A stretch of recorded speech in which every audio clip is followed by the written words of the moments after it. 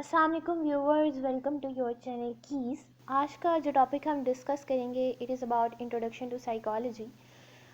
Introduction to psychology ये उन बच्चों के लिए बहुत ज़्यादा ज़रूरी है जो कि बीएससी, बीए, एसोसिएट डिग्री या बीएस कर रहे हैं इन साइकोलॉजी, क्योंकि ये हमारे फर्स्ट चैप्टर का एक मेजर पोर्शन है और इसको जब तक आप समझ नहीं सकेंगे तब तक आप फर्दर साइकोलॉजी को अच्छे से आई गेस तो ग्रैब नहीं कर पाएंगे उसके कंसेप्ट को।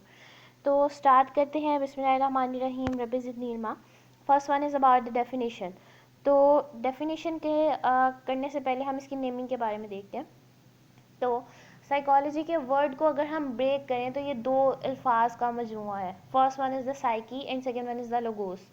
Psyche refers to soul and mind, जबकि लोगोस का मतलब होता है किसी चीज़ को पढ़ना, उसका मुशाहिदा करना, कोई मुतालिया करना। ठीक है, तो अगर हम इन दोनों को कंबाइन करते हैं तो साइकोलॉजी की हम डेफिनेशन इनके इसके नाम से ही बना सकते हैं कि एनीथिंग या एनी स्टडी ऑफ सोल और स्पिरिट और माइंड इज़ कॉल्ड साइकोलॉजी। ठीक है, पुराने ज़माने में इसको स्टडी ऑफ सोल या स्टडी ऑफ स्पिरिट कहा जाता था और इसी की वजह से इसका नाम साइकोलॉजी है। ठीक है, फर्दर हम देखते हैं कुछ जगहों पर साइकी को कंसिडर किया गया एज अ सेल्फ भी। ठीक है, और कुछ जगहों पर इसको एज अ सोल कंसिडर किया गया है, कुछ जगहों पर इसको एज अ माइंड कंसिडर किया गया है। ठीक है, जबकि लोगोस का मतलब तो एक ही है, सीकिंग फॉर नॉलेज। अब जो साइकोलॉजी है इसको अगर हम एक कॉम्प्रिहेंसिव डेफिनेशन के अंदर बयान करना चाहें तो हम कह सकते हैं it is the study of soul, spirit, mind, self and consciousness of an individual. ठीक है, ये सारी की सारी क्या होगी, ये साइकोलॉजी कहलाएगी। लेकिन अगर हम बात करते हैं अबाउट द एनिमल साइकोलॉजी तो वहाँ पे हम इंडिविजुअल की जगह ऑर्गेनिज्म का टर्म यूज़ कर लेंगे। ठीक है, अगर हम फर्दर इसके बारे में डिस्कस करें तो इसके अंदर हम ये देखते हैं कि साइकोलॉजी का जो टर्म है ना, ये अपने आप में ही एक बहुत ही वाइड चीज़ है, एक अम्ब्रेला टर्म है जिसके अंदर मुख्तलिफ़ चीज़ें मौजूद हैं। ठीक है, अब ये मुख्तलिफ़ चीज़ों को फिर फर्दर वक्त गुजरने के साथ साथ डिफरेंट इरास के अंदर डिफरेंटली एक्सप्लेन किया गया और इसी तरह से इसको फर्दर हमारी एक ब्रांचेस के अंदर डिवाइड कर दिया गया। अब ये जो ब्रांचेस थी ये फर्दर इमर्ज हुई एज अ मेन सब्जेक्ट। ठीक है, जिनको हम आज साइकोलॉजी के अंदर स्टडी कर रहे हैं, लाइक न्यूरो साइंसेस जिसके अंदर हम माइंड और ब्रेन के बारे में बात करते हैं। फिर हम बात करते हैं अबाउट सेल्फ। तो सेल्फ का जो सारा का सारा कंसेप्ट है ये पर्सनैलिटी और सोशल साइकोलॉजी के अंदर बहुत ज़्यादा इस्तेमाल होता है। इसके साथ साथ जो सोल एंड माइंड है ये साइको एनालिसिस, पर्सनैलिटी के अंदर और इसके अलावा डिफरेंट स्कूल ऑफ थॉट्स के अंदर एज अ बेस लाइन के तौर पे एक्ट कर रहा होता है।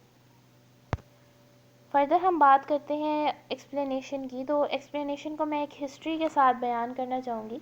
तो जब हम साइकोलॉजी के बारे में देखते हैं तो इसको सिंपली कहा गया था साइंस ऑफ सोल। ये तब की बात थी जब साइकोलॉजी अभी नई नई आई थी। शुरुआत में क्या हुआ कि कुछ मुसलमान और कुछ गैर मुस्लिम लोगों ने मिलकर कंट्रीब्यूशन दी और उन्होंने अपने डिफरेंट बिलीव्स और डिफरेंट आइडियोलॉजीज़ के बारे में बयान किया दुनिया को। अब जैसे जैसे वक्त गुजरता गया और कुछ जो प्रिमिटिव इरास थी ये ख़त्म होती गई तो हमारे जो बिलीव्स थे चीज़ों के बारे में वो भी चेंज होना शुरू हो गए। पहले वक्तों में कहा जाता था कि जो सोल है ये एक इमॉर्टल चीज़ है और ये इमॉर्टल चीज़ ही हमारी हर चीज़ को कंट्रोल कर रही होती है। और फिर फर्दर जब इसके बारे में और डिस्कस किया गया तो कुछ चंद एक ग्रीक फिलोसफर्स थे जिनके अंदर सबसे पहले पाइथागोरस की हम बात करते हैं। उसने कहा था कि बॉडी जो है वो एक प्रिजन होती है। किसके लिए? सोल के लिए। ये जो प्रिजन होती है ये तब ख़त्म होती है जब एक इंसान वफ़ात पा जाता है, विसाल कर जाता है। अब जब वो वफ़ात पा जाता है तो उस टाइम क्या होता है कि ये जो सोल होती है ये अपनी प्रिजन से, अपनी कैद से आज़ाद हो जाती है और इधर उधर घूमना शुरू हो जाती है जहाँ पे जाने का उसका दिल करे। बस ये उसने उस टाइम टर्म इस्तेमाल की थी। फर्दर हम बात करते हैं अबाउट दी सकरेट्स। उन्होंने कहा था कि जो वर्ड साइकी है ना उसको उन्होंने इस तरह से एडवोकेट किया था कि जो बॉडी है ना ये सोल से ज़्यादा अहम है। उनका ये कहना था कि सोल जो है, चलो बेशक मान लेते हैं कि वो इमोर्टल है, लेकिन जो बॉडी है वो एक प्रिजन नहीं है, ये दोनों आपस में इंटरलिंक्ड हो रहे होते हैं और इन्हीं की वजह से हमारी एक जो साइकी है वो डेवलप हो रही होती है। ठीक है, फर्दर आए थे फिर प्लेटो। प्लेटो ने अपनी जब ओपिनियन दी तो उन्होंने कहा कि सोल और जो बॉडी है ये दोनों सेपरेट सिस्टम है जो कि आपस में इंटरेक्ट करते हैं और एक्टिव होते हैं, फंक्शनिंग होते हैं अपनी आखिरी सांस तक। उसने कहा कि ऐसे नहीं है कि जब कोई पर्सन जो है वो वफात पा जाएगा तो उसकी जो सोल है वो आज़ाद हो जाएगी, ऐसे नहीं है। उसने कहा था कि दोनों इंटर रिलेट करते हैं। जब बॉडी की जो है वो डेथ होगी तो ऑब्वियसली सोल भी उस टाइम ख़त्म हो जाएगी। और उसने फर्दर इस तरह से इलेबोरेट किया था कि बॉडी जो है ये एक हमारा मैसिव ऑब्जेक्ट है, एक मैस है, जबकि जो सोल है वो उसका शेडो है जिसको हम सिर्फ महसूस कर सकते हैं, बट उसकी रियलिटी क्या है उसको हम समझने से कासिर हैं। फर्दर हम बात करते हैं अबाउट द नेक्स्ट फिलोसोफर जिनका नाम था एरिस्टोटल। उन्होंने अपनी एक बुक लिखी थी जिसका नाम था डी एनीमिया, जिसके अंदर उन्होंने कहा कि जो हम इनको ना हम बेसिकली फर्स्ट साइकोलॉजिस्ट भी कह सकते हैं। इन्होंने बात की थी अबाउट द प्रिंसिपल ऑफ एनिमीट, जिसके अंदर उन्होंने कहा था कि लाइफ जो होती है वो कुछ भी नहीं है जब तक कोई एक सोल ना हो। और सोल को यहाँ पे उन्होंने टर्म जो थी वो यूज़ की थी as a psyche, not as a रूह वगैरह का जो सीन होता है इस तरह से यूज़ नहीं किया था। और फर्दर इन्होंने कहा था इसी की बेसिस के ऊपर हमारी सारी जो चीज़ें होती हैं वो ऑपरेट हो रही होती हैं। मुस्लिम स्कॉलर्स में अल हिल्दी, फिर भी उसके अलावा अबू अली सीना जिनको हम एवी सीना भी कहते हैं, इसके अलावा एक और है, मैं यहाँ पे अभी उनका नाम मुझे याद नहीं आ रहा, मैं वो आपको बाद में कोट करवाती हूँ, जिसके अंदर उन्होंने डिफरेंट चीज़ों के बारे में बात की थी, ख़ास तौर पे ह्यूमन सोल के बारे में। और यहाँ पे उन्होंने कहा था कि जो हमारी सोल होती है ये इमॉर्टल होती है, इस बात को उन्होंने अग्री किया था। फर्दर वो कहते थे कि जो सोल है इसी की वजह से हमारी सारी साइकी ऑपरेट हो रही होती है। और इस टाइम जो साइकोलॉजी थी इसको साइंस ऑफ सोल की तरह से ट्रीट किया जाता था, not as a science of mind, consciousness and all other factors. जो हमारे आखिरी मुस्लिम स्कॉलर थे उनका नाम था इब्ने मिसखावी। फर्दर हम बात करते हैं अबाउट सेकंड कंसेप्ट। ये तो प्रिमिटिव दौर था ना, अब जो लेवल आया ना ये थोड़ा सा एडवांस आ गया। यहाँ पे डिफरेंट साइकोलॉजिस्ट थे जिनमें सबसे पहले हम उनकी बात करते हैं। इन्होंने सबसे पहली लेबॉर्ट्री बनाई थी और इस लेबॉर्ट्री के बाद ही उन्होंने अपना एक पूरा स्कूल ऑफ थॉट भी जनरेट किया था। जब इन्होंने अपनी एक लेबॉर्ट्री बनाई थी तो उसके बाद इन्होंने चीज़ों को स्टडी किया, उसका बगौर मुशाहिदा किया और उसके बाद स्ट्रक्चरलिज्म जो कि एक पूरा हमारा स्कूल ऑफ थॉट है, सबसे पहले स्कूल ऑफ थॉट्स में आता है, उसकी बुनियाद रखी थी। इन्होंने क्या कहा था, इन्होंने बेसिकली हमें कहा था कि दो तरह के मेंटल प्रोसेसेस होते हैं। First one is the cognition, ठीक है, and second one is all other mental processes, ठीक है, जिसके अंदर हमारे affective, perceptual, beliefs, thoughts and ideas सारा कुछ इंक्लूड होता है। उन्होंने कहा था ये दोनों एक्टिविटीज़ जो होती हैं ना ये बहुत ज़रूरी होती हैं और इनके अंदर हमारी डिफरेंट डोमेन्स आ रही होती हैं। डिफरेंट डोमेन्स क्या क्या हो सकती है, हमारी रिसीविंग हो सकती है, थिंकिंग पैटर्न हो सकता है, अंडरस्टैंडिंग पैटर्न, रिमेंबरिंग, मेमोरी आ सकती है। इसके अलावा different mental processes like mood हो सकता है, इमोशनल स्टेट्स, फीलिंग्स, ये सब कुछ आ सकता है। फर्दर वो ये कहते थे कि जो हमारी पूरा का पूरा सोल और माइंड है ना ये इस चीज़ को लेके ना वो जो एक कॉन्सेप्ट जा रहा था ना उसको यहाँ पे उन्होंने ख़त्म कर दिया था। और उन्होंने कहा था साइकोलॉजी जो है ये एक स्टडी है, ये साइंस है ऑफ मेंटल प्रोसेसेस। यहाँ पे अब सोल की बात ख़त्म हो गई, अब मेंटल प्रोसेसेस या माइंड की तरफ आ गए लोग। अब यहाँ पे जब उन्होंने ये बात की थी तो उन्होंने फर्दर इसको इलेबोरेट करते हुए एक मॉडल प्रेजेंट किया था जिसको ABC मॉडल भी कहते हैं, जिसके अंदर हमारा इफेक्टिव बिहेवियर एंड कॉग्निशन के बारे में डिस्कस किया था। ये ABC मॉडल जो था ये फर्दर हम डिफरेंट जो है स्कूल ऑफ थॉट्स में भी देखते हैं, like cognitive school of thought के अंदर भी इसके बारे में हमने काफ़ी बात की थी। फर्दर वो ये कहते थे कि इसके अंदर डिफरेंट सब फैक्टर्स होते हैं जो कि होता है हमारा माइंड, और ये माइंड जो होता है ये फर्दर डिवाइड हुआ होता है 3 पार्ट्स के अंदर, जिसके अंदर हमारे आते हैं conscious part, subconscious and unconscious part.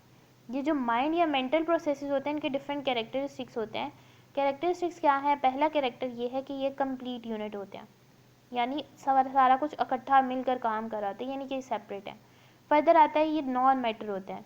Non matter से मुराद ये क्या है कि यहाँ पे कोई एज सच फ्लैश या फिर जो हड्डियों का एक सारा बना होता है, एक स्ट्रक्चर बना होता है, उस तरह का कुछ नहीं है, बट माइंड एक एब्स्ट्रैक्ट थिंग है।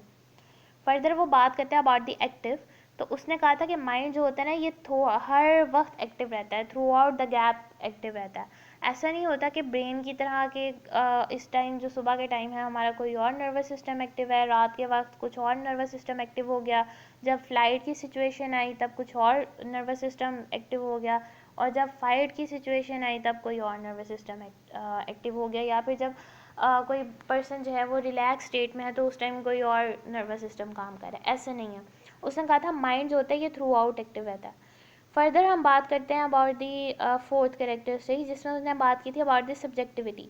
इसमें उसने कहा था मेंटल प्रोसेसेस होते हैं सारे सब्जेक्टिव होते हैं और सारे के सारे पर्सनल होते हैं।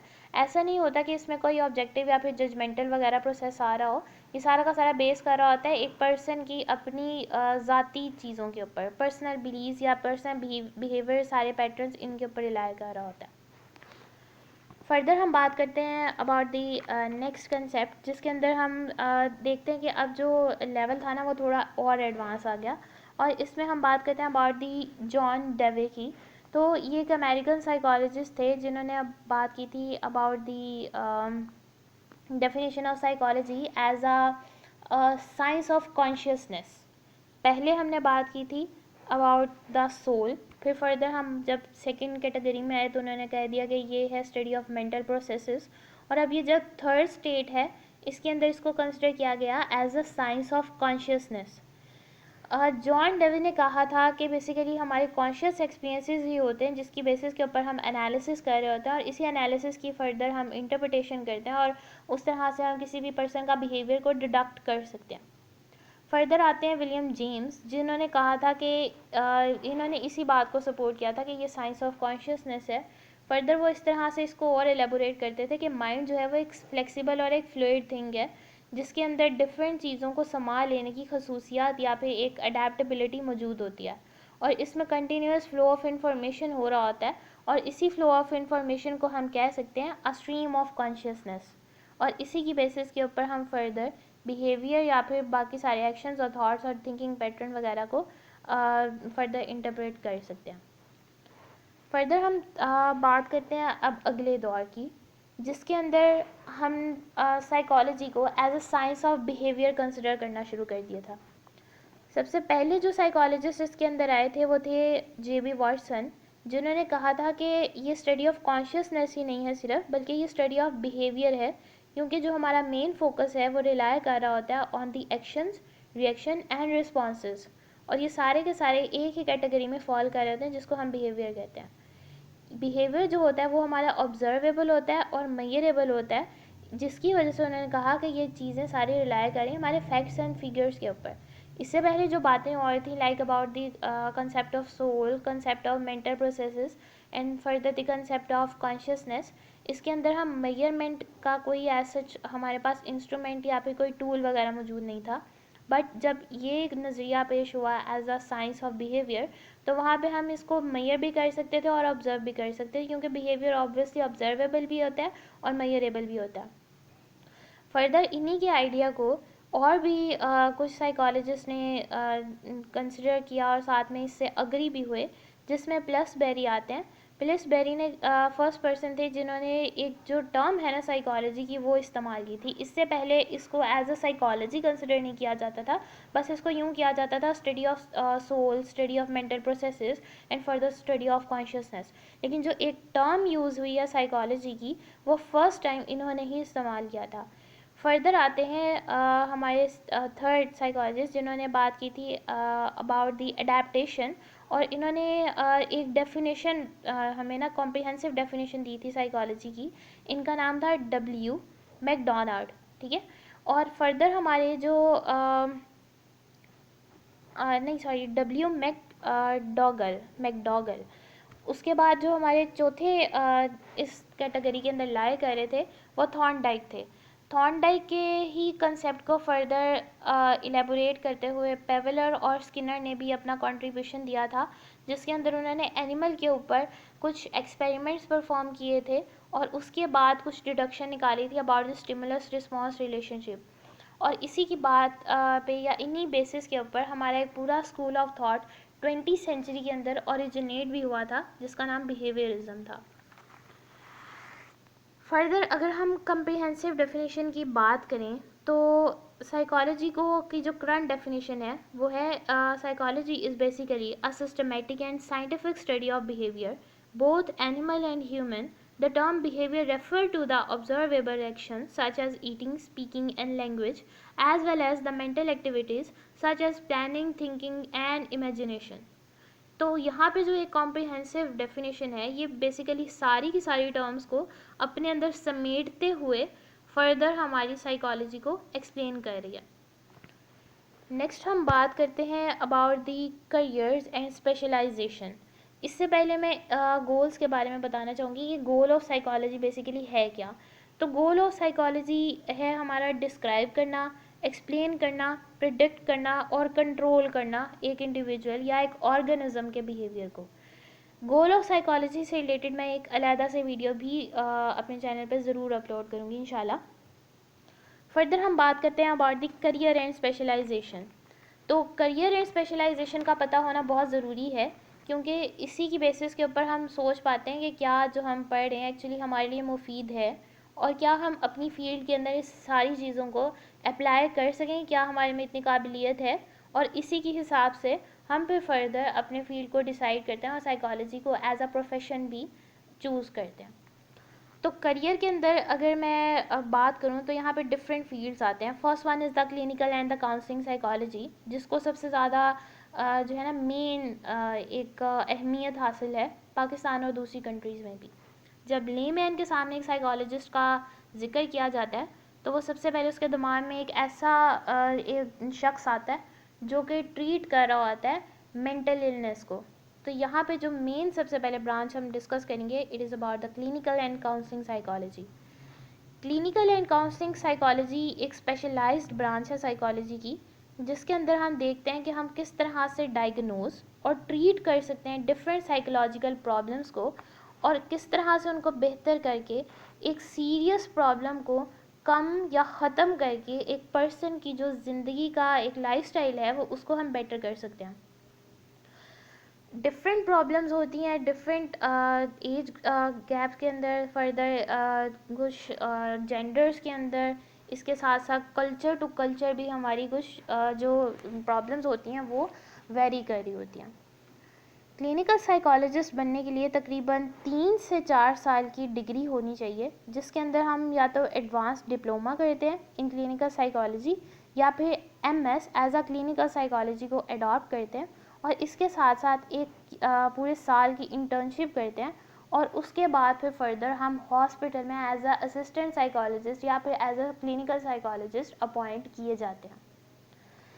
साइकेट्रिस्ट या फिर क्लिनिकल साइकोलॉजिस्ट, इसके अंदर बेसिकली फ़र्क क्या होता है ये बहुत ज़रूरी है, क्योंकि अक्सर लोग इन दो टर्म्स को जो है वो आपस में मिक्सड अप कर देते हैं, और जब वो एक बड़े लेवल पर जाते हैं और वहाँ पर जाके ऐसी गलती करते हैं अपने ख़ास तौर पे इंटरव्यू में, तो एक बहुत ही बुरा इंप्रेशन पड़ता है। तो साइकाइट्रिस्ट एक ऐसा पर्सन होता है जिसने MBBS किया हो, और MBBS करने के बाद वो स्पेशलाइजेशन करे इन एबनॉर्मल बिहेवियर एंड साइकोथेरेपी, तो उसको हम साइकाइट्रिस्ट कंसिडर करेंगे। साइकाइट्रिस्ट के पास ये राइट होता है कि वो ना सिर्फ लोगों की मेंटल हेल्थ को बेहतर कर सके, इसके साथ साथ अगर किसी के पर्सन के ब्रेन के अंदर मैल फंक्शनिंग आ रही है जिसकी वजह से उसका माइंड डिस्टर्ब हो रहा है, तो सर्जरी के थ्रू उसको ट्रीट भी कर सकता है। जबकि जो क्लिनिकल साइकोलॉजिस्ट होता है या नॉर्मल असिस्टेंट साइकोलॉजिस्ट होता है, उसका काम क्या होता है, वो डिफरेंट टेक्निक्स को यूज़ करता है जिसके थ्रू वो ट्रीटमेंट कर सकता है लोगों के एबनॉर्मल बिहेवियर को, एप्टीट्यूड को, एटीट्यूड को, और इस तरह से उनकी जो एक बिहेवियर होता है उसको ना सिर्फ बेहतर कर सकता है, मॉडिफाई कर सकता है, बल्कि इसका जो गलत बिहेवियर होता है उसको ख़त्म भी कर सकता है, एलिमिनेट कर सकता है किसी भी पर्सन के माइंड से। ठीक है, इसको डिफरेंट थेरेपी सिखाई जाती हैं डिफरेंट मेडिकेशन और मेडिटेशन सिखाई जाती है, जिसके थ्रू वो एक पर्सन को क्योर कर सकता है from the mental alignment. Further हम बात करते हैं अबाउट द काउंसलिंग। तो कुछ जो ग्रुप ऑफ पीपल होते हैं वो क्या करते हैं, वो असिस्ट करते हैं लोगों को और उनको गाइड करते हैं, ताकि वो अपनी जो टेम्पोरेरी प्रॉब्लम्स हैं, लाइक स्कूल के अंदर हो गई, वोकेशनल एरियाज़ के अंदर हो गई, या फिर अपनी जो चॉइसेस हैं उनको मॉडिफाई कर सकें। तो अक्सर में बेसिकली क्या बात है कि जो क्लिनिकल साइकोलॉजिस्ट है उसका काम है कि वो मेंटल इश्यूज़ को ट्रीट करे, लाइक रिहेबिलिटेशन हो गया, इसके साथ साथ साइकोपैथोलॉजी जो आ रही होती है उसको भी ट्रीट कर सके, इसके ऊपर काम कर रहा होता है। जबकि जो काउंसलिंग साइकोलॉजिस्ट होता है उसका काम क्या होता है कि वो लोगों को गाइड कर सके, गाइड करे किस चीज़ से related, about different things like choices in school, difficulties in school and choices in vocational areas. इन सबको जो चीज़ इंसान डील कर रहा होता है वो एक काउंसलिंग साइकोलॉजिस्ट होता है।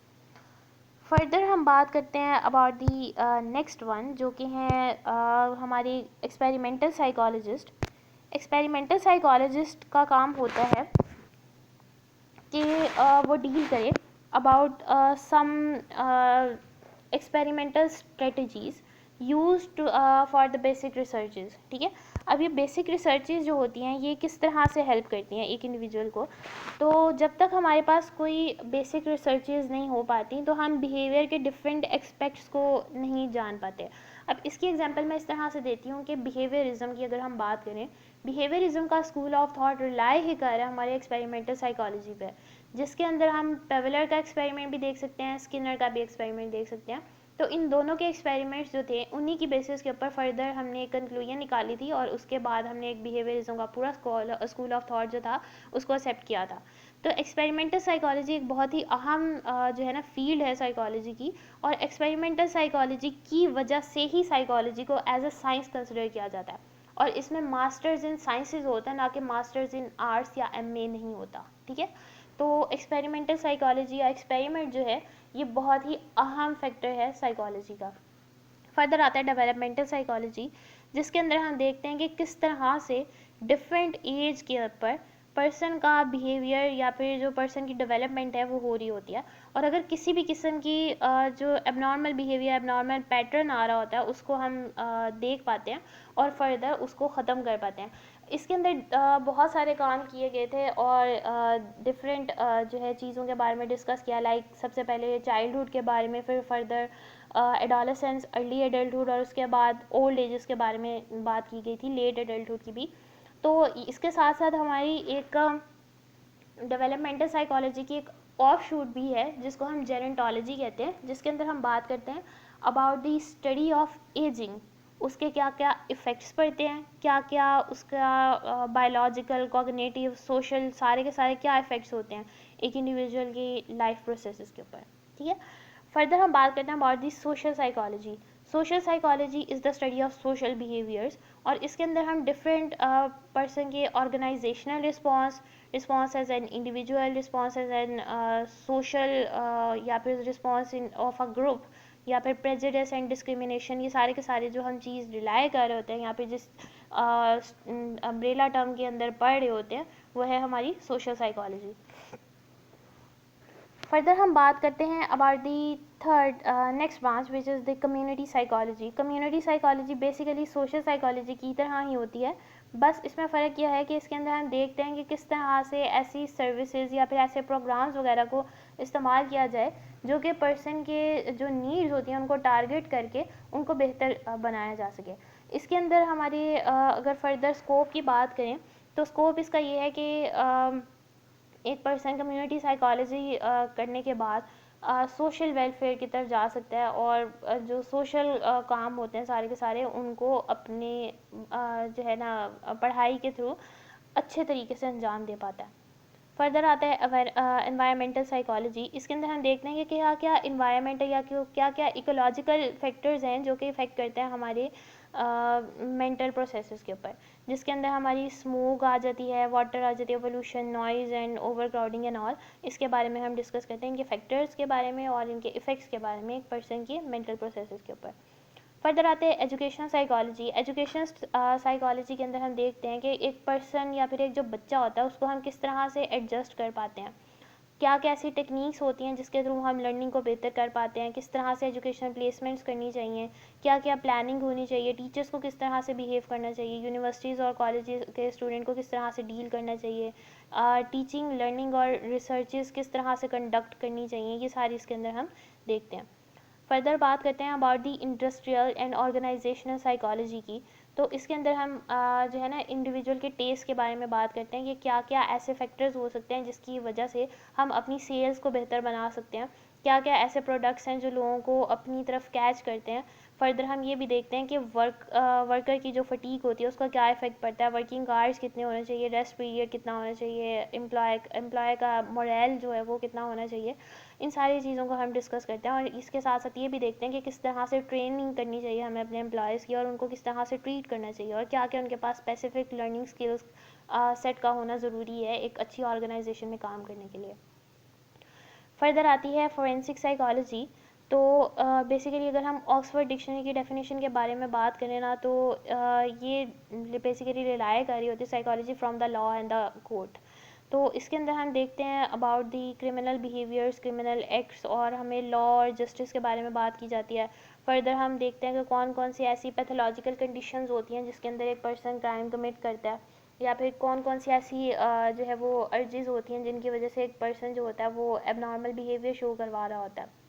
क्रिमिनोलॉजी या क्रिमिनल साइकोलॉजी इसकी एक ऑफ शूट है जिसके अंदर हम डिफरेंट एप्लीकेशंस देखते हैं about the psychology to understand the behaviour of criminal और रीजंस ऑफ क्राइम। फर्दर आती है अबाउट दी स्पोर्ट्स साइकोलॉजी।